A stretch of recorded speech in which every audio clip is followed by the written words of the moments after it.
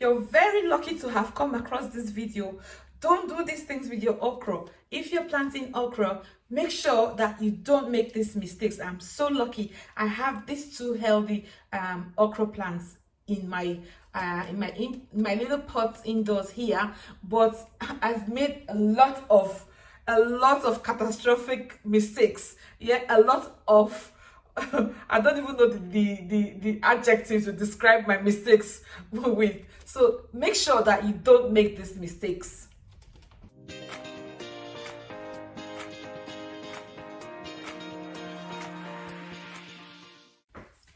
Okay, mistake number one. There is a reason they put all that information behind the packaging of the seeds. Make sure that you read every single detail on there. There's so much information on there, and I don't know what it is with us. We never read stuff like, I think with me, I'm a kinesthetic learner more. I like to do things. So if you're asking me to read something before I do it, ooh, that feels like it's going to take me 10 years. So I want to jump straight into it. But be patient. You have to learn the patience. Yeah, you have to be patient. Read everything there. There's so much information. It tells you about the right time, the best time to plant your okra, which I did not get the best time, to be honest with you. It tells you about how tall that particular species of okra is going to be, how tall it is, what height it's going to achieve when it's all said and done, when it's grown to the perfect height. It tells you what the spacing is that you have to give to that plant to allow it to flourish. So do not ignore all that information there and think, oh, okra, I know it, I can do it, except you've become an expert at planting these things. So that is mistake number one. Mistake number two. Do not use these biodegradable pots for your okra. Honestly speaking, these biodegradable pots, they are all right for certain plants that kind of germinate in 3 days, and after like 1 week you have to repot them. But if you're planting okra in January or the early part of February, no, don't use these pots. Reason being, these pots suck the life out of the water that you give to your plants, number one. Number two, these pots encourage the growth of,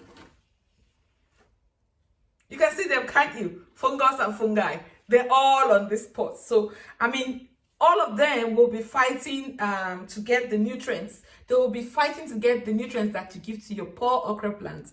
And your okra is going to be just one plant amongst the gazillion fungus and fungi that will be on this pot. And they will not survive it. So, as much as we hate to use plastic, plastic is still the best option. And I will show you what pot is best to use, what type of pot.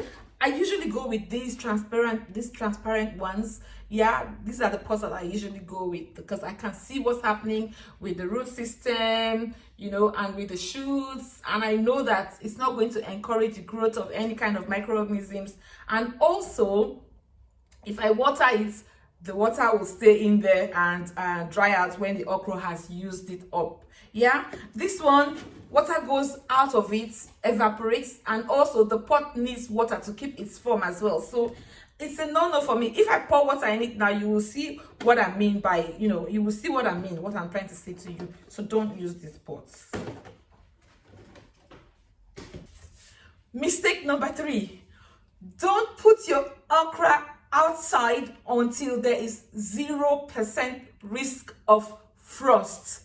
You understand? If you live in this part of the world, yeah, if you live in the part of the world where it gets cold and frosty and sometimes you even have snow, then don't put your okra plant outside until you are sure. Like, be on the weather, like watch the weather news. Every time you listen to the news, make sure you listen to the weather. Okay, if you ever take your okra plant outside, maybe to catch some sunlight or everything, then make sure that you bring it back into the warmth. Yeah, don't keep it if it's going to snow or there's a risk of icing and frost and all that type of thing.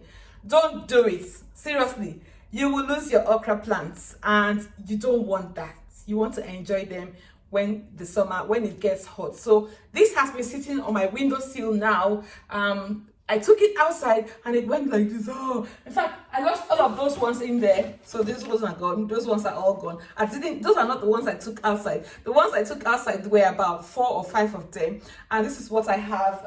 This is one that survives. I put another set in my mini greenhouse that is behind my kitchen, which I'm going to show to you later how you can, if you want to leave it outside, you have to put it in a protected place where it's protected away from frost. Even that, you have to check the weather forecast to make sure that it's not that cold. If it gets cold to a point where like minus something and it's going to be frosty, there's frost in the forecast, then take those plants indoors into a safe spot or you will lose them. I'm telling you now from experience.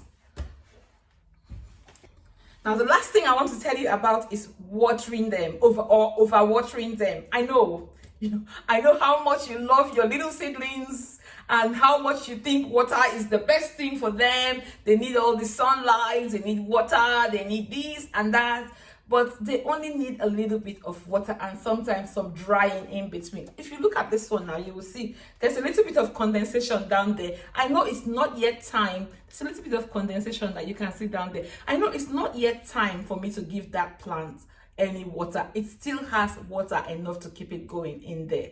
I'm still going to wait maybe overnight or the day after even to give that plant any water because it might need a little bit of drying in between. I grew up in Nigeria and the soil there is not as moist as the one here. This one is sometimes really soggy, and this is compost most of the time. So compost is not like the soil that you have outside that dries out immediately.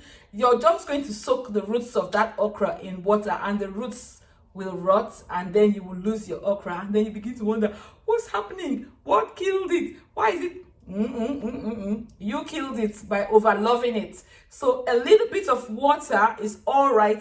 Make sure that you're not over watering it. Just put a little water and check in between. You can put your hands in to see whether it's, do the little hand check, Is it too dry? Is it all right? Look at it, observe it and see, okay, have a look, inspect the pot. This is why the transparent plastic cups are still the best for me, especially when you're beginning your life as a gardener. Yeah. So those are my tips for planting, for starting out your okra seedlings. I hope you find that helpful. I've planted a lot in 4 weeks. I mean, when did I even plant this? I think I planted this towards the end of January, and the growth has been, it started off really quickly and then it became a little bit stunted. But if you look at that now, we've gone past the stage of monocotyledons and dicotyledons and all that. We're producing much more leaves now and we're growing nicely. So I think maybe in the next 3 weeks, it might be 2-3 weeks, we might come out of the risk of frost, and then I might be able to take it outside and put it in a bed. Yeah, so thank you for watching. I hope you enjoyed it. I hope you find this useful, informative. I hope you join the gang. Join our gardening gang. Join my gardening gang, okay? Join those of us who are trying to continue life, who love plants and love nature and try to continue life on the planet. So join us. If you really did enjoy this video, don't forget to hit that subscribe button and hit the like button, hit the subscribe button, and leave me a lovely comment. Leave me a comment if you have any ideas on how you plant okra wherever you live, then you can leave me a comment. Thank you for watching. I shall see you in the next one. Bye.